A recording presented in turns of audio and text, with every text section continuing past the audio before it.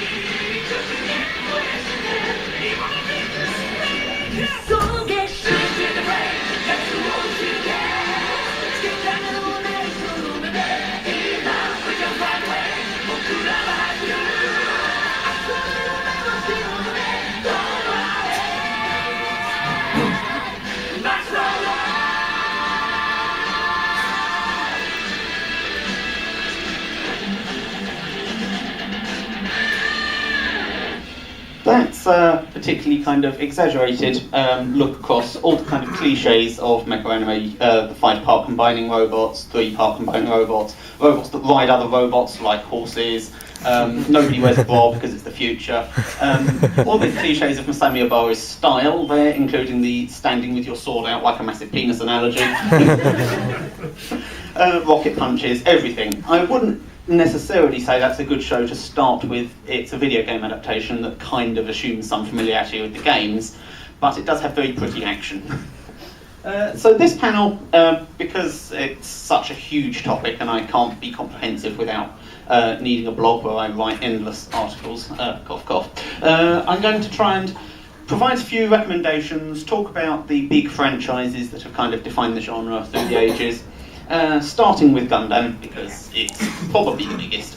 I'm not sure if Eva sells more merchandise. Eva sells weirder merchandise, but I think Gundam's bigger just by virtue of having been around for 36 years now. And the picture, in case anybody isn't aware of what Crabstick is, this is from the pretty infamous subs of Mazinger Z, the 70s series, which were clearly translated by somebody who's not very good at English. They're quite amazing. There's lots of pictures floating around of the internet. The name Crabstick comes from the infamous line, "Only with this crab stick can I control giant mechanical beast army," which is a total mangling of when the series got its official subs the other year. The staff of Bardos allows me to control the mechanical beasts. So, without further ado, let's talk about Gundam. That's not, in fact, Shah Aznavour, that's Quattro Vagina. He's a Shah. Yes, Romanisation. So Gundam, it's pretty big, it's 36 years old this year. I'd say probably any anime fan has at least heard of it, or if not, they've seen it parodied in one of the many reference comedy shows that are very popular. The picture here is a list of all the major animated productions in chronological order. Perhaps quite fittingly, the most recent one is in fact a reboot of the first series, which is based on the incredibly good manga adaptation, Gundam the Origin, available in very nice hardbacks in English. You should probably read it if you're a fan. It's still being actively added to. I mean, Reconquista in G finished earlier this year, Build Fighters Try finished earlier this year. On the other hand, it's also got a clear legacy in the anime world of people will continually make jokes about Shah Aznavour. They'll still make jokes about the last shooting pose, which is the Gundam with its arm up in the air and no head. It's just an immensely popular pop cultural thing in Japan that still has a lot of cachet there. So, the Universal Century, it's the main timeline of Gundam chronology. Unlike some universes, Gundam does have a fairly good chronology with the Universal Century. It clearly delineates between that and the alternate universes. And it's pretty impressive in its scope. It goes over a period of, well, if you really believe they can, 2,000 years worth of fictional chronology in fits and starts. It begins in 1979 with the TV series Mobile Suit Gundam, which is set in UC 0079. It's popularly held to end, I think, in the year 2345 with Turn A Gundam, by which point the timeline's changed to correct century. Or Reconquista in G is set in the Reguild century, which they actively say this is the Universal Century by a different name. So here is how it all began.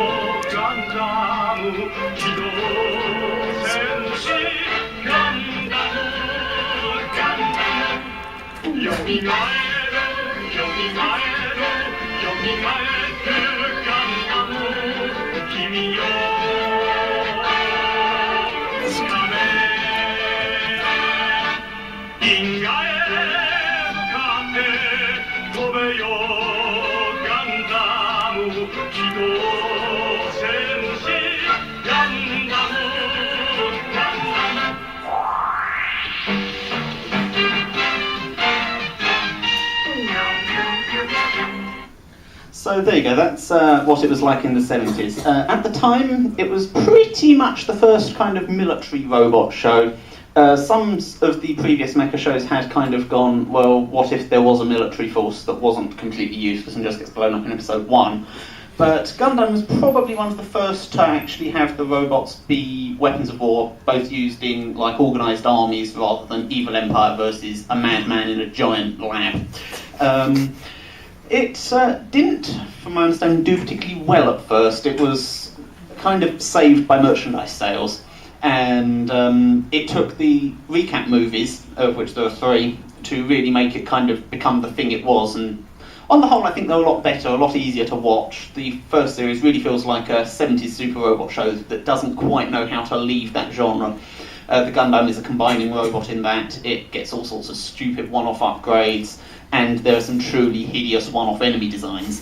The movies cut out basically all of this and turn it into a fairly cohesive science fiction story over 3 films.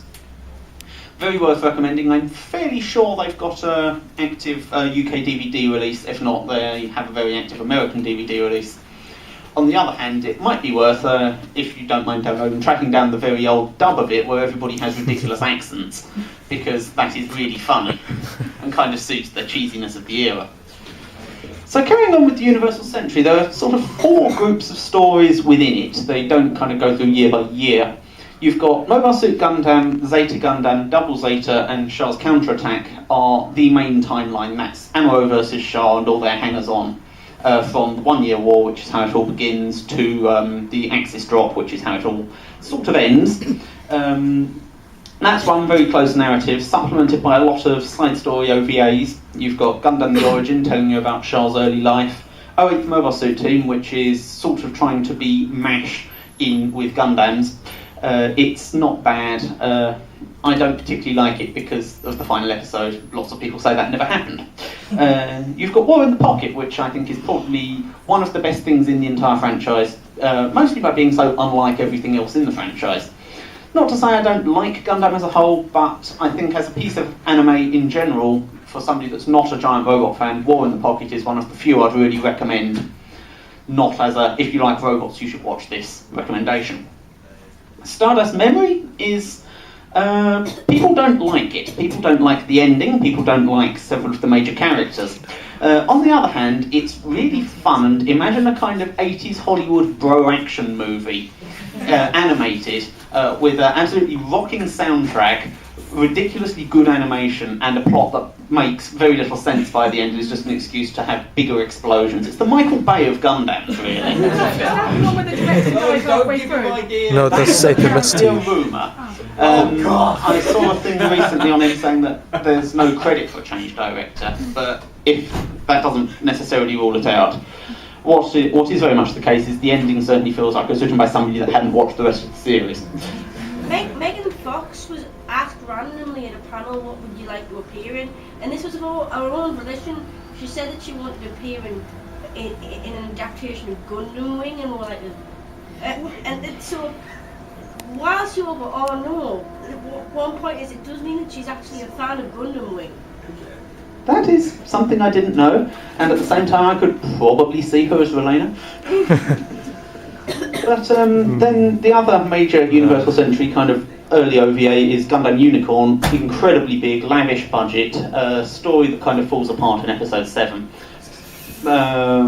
Lots of people really like it. I'm not quite as hyped about it as most people. I will say it has a wonderful soundtrack, and if you really like seeing obscure variant designs rolled out in beautiful high-definition animation, episode 4 of Unicorn I think has all of them you could ever want. Then you've got the kind of late Universal Century stories. F91, which was a film that was going to be turned into a series but wasn't. Victory Gundam, which is Tomino having some issues and working them out in anime format. And Crossbone, which is manga only. It's set around the time of F91, and most people know it because it has the galleon-shaped spaceship and some really dumb side stories. Then you've got what is technically post-Universal Century, but there's enough continuity in it to make it pretty clear it is meant to be in the same series.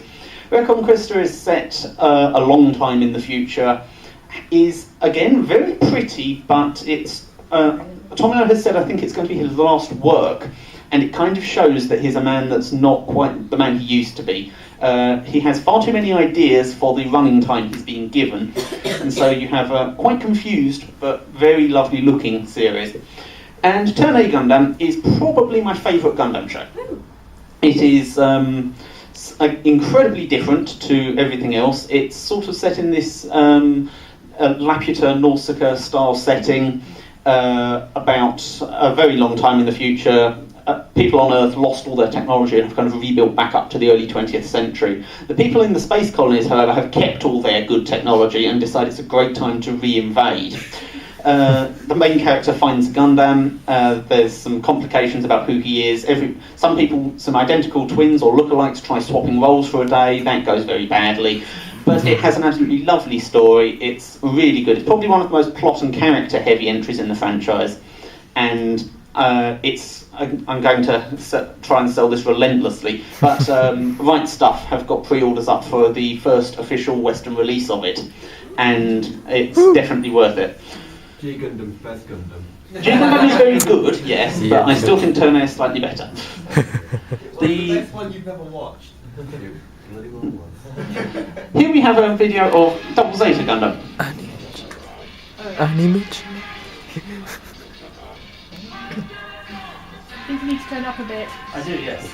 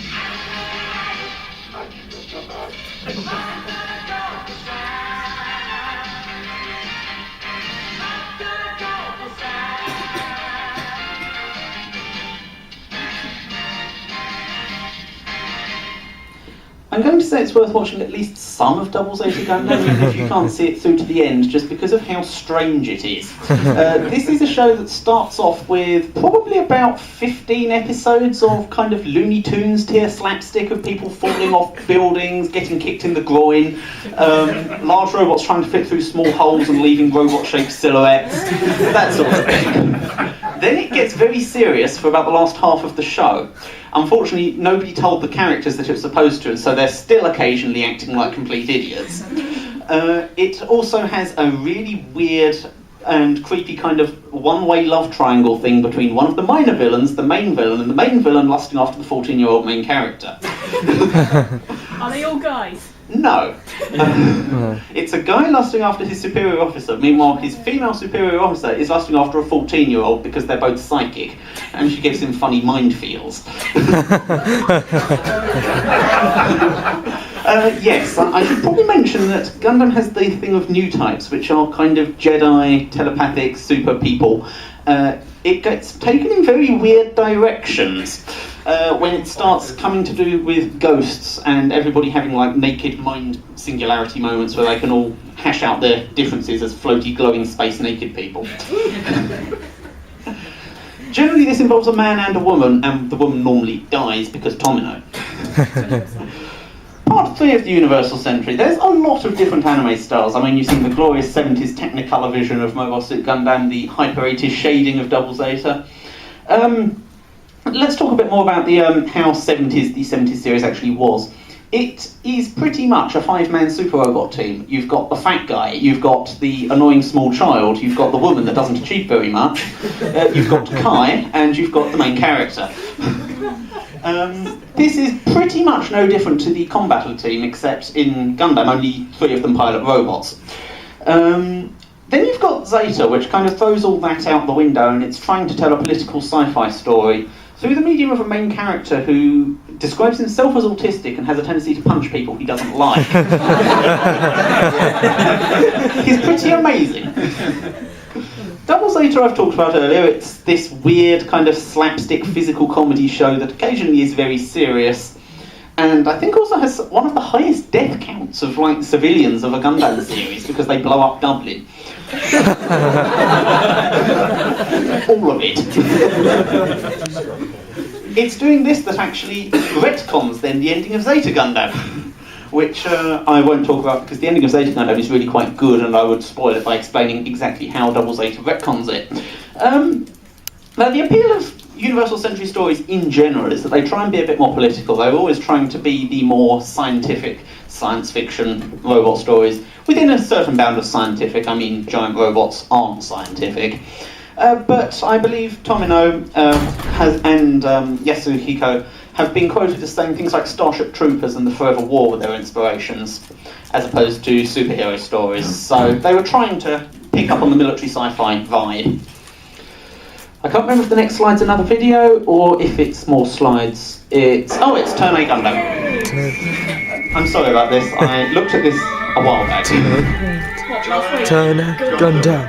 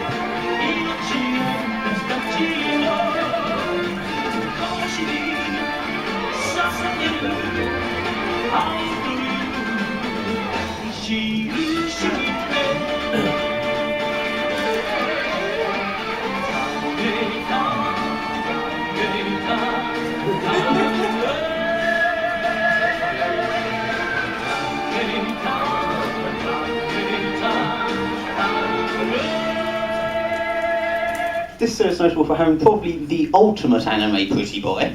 The character in the green dress is the main character. Also for having probably one of those powerful mechs in the entire franchise and using it to do things like laundry and move farm animals around. It's a very easygoing, nice show. The series is up at the end in a way that makes an awful lot of sense. Carrying on, the last bit of the Universal Century, I've talked a little bit about the side stories already, so this slide feels a little redundant. Carrying on, right, the alternative universes, yes, hello. People were waiting for this one, I think. The first Gundam alternate universe was G Gundam, helmed by Yasuhiro Magawa. Has anybody seen Giant Robo? Yes. Has anybody seen Shin Mazinger? Yes. Has anybody seen Get a Robo Armageddon, particularly the 3 episodes? Right, well, he worked on all of those, and his style carries straight through into G Gundam in that everybody apparently thinks they know what everybody else is doing, but doesn't because they haven't been told. And everybody's probably in some way related to someone else and doesn't know it. It has all his hallmarks and the strong martial arts influence as well. It's a classic among Gundam fans, I think, because its dub is something amazing. It has some great action, some comedy mech designs. The best way to describe it is probably, if anybody's familiar with Kinnikuman, the kind of themed wrestling anime where everybody's a ridiculous stereotype wrestler. It's that with robots. In the future, all the world's problems are solved by having a big wrestling tournament with giant robots. And incredibly, yes. Although actually toned down a little bit, they were going to have an Australian fighter whose Gundam was a kangaroo with boxing gloves. The unused designs are quite amazing. They had a windmill! Yes, this is the show with the windmill, this is the show with the mermaid. It's quite incredible, and so let's watch the opening. Woo! It also has a lot of mayonnaise. Yeah.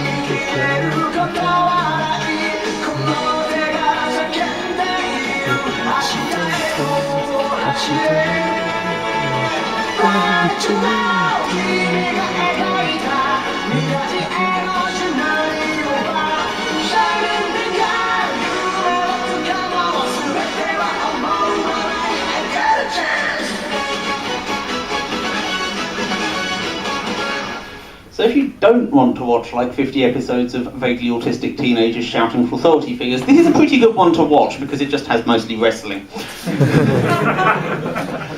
Carrying on with the next alternative universe, nobody's seen this show. It's the most popular anime nobody's heard of, I'm sure. Let's talk briefly about the context this show sits in. Actually, in the mid-90s, they were trying to make producers were trying to make mecha anime that would appeal more to girls, because traditionally it's been a pretty boys-only genre, and women were not really allowed to be useful in it. You can rely on things like Sayako and Mazinger Z to get blown up. Amuro tells Fraubo she can't pilot the Gundam because she's a woman, that sort of thing. But you were getting series like Dagwon, which I'll come to later when I talk about the Yusha franchise, Children Raideen, which is a thing, The Visions of Escaflowne, which I really like, Magic Knight Rayearth, which starts off as a magical girl show, goes through a sort of fantasy comedy bit, and then the second series is just a super robot anime. And then you have Gundam Wing, and they're adding things that producers clearly thought girls would like, which was generally clamp character designs and men in tight trousers. And homo lust. Yes. Although at the same time, there is still a lot of female fandom for the Universal Century Gundam shows, because obviously Amuro and Shah have a total bromance thing going on. They show their affection by throwing rocks at each other in space. Gundam Wing was probably one of the first Gundam shows to really be popular among English fans. I think that's fair to say. It got aired on, I think, Cartoon Network. I remember seeing bits of it on there. Bits of it out of sequence, which made no sense because the political plot is really confused. You don't watch it for the political plot, though. You watch it for the really daft mech designs and the cute characters, pretty much. And the one guy with a voice that sounds like Waluigi, who gets thrown out of a plane and shot. Oh yeah.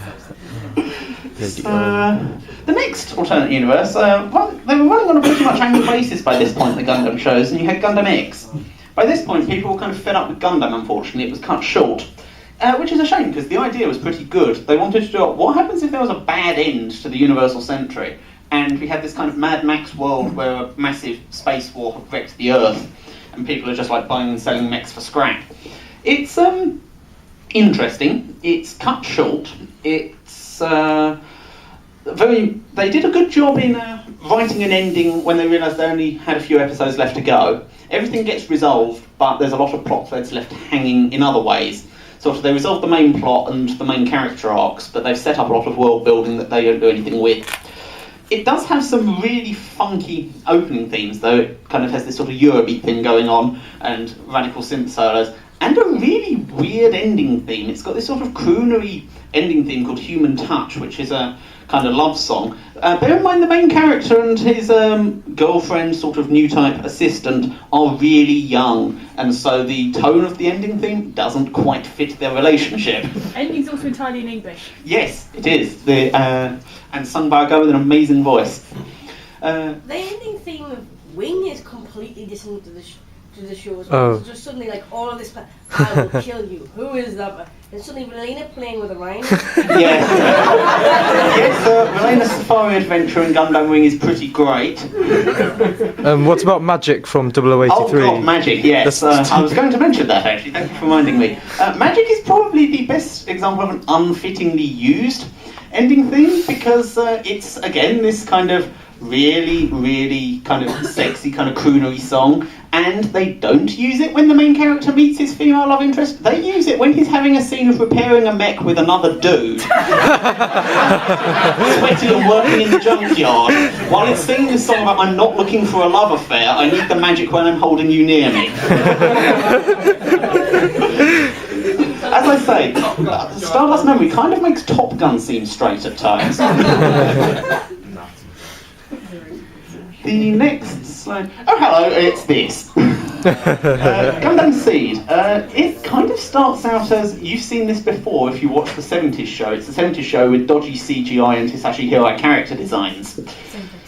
Then it tries to do its own thing with Seed Destiny, and that doesn't really work due to, I think, a combination of personal quibbles among the staff, leading to voice actors having arguments with production, The fact that the plot isn't actually that good, some hilarious kind of retconning of people dying, that they try and brush over in the storyline that doesn't work, and generally it's just not very good. There are much better Gundam shows.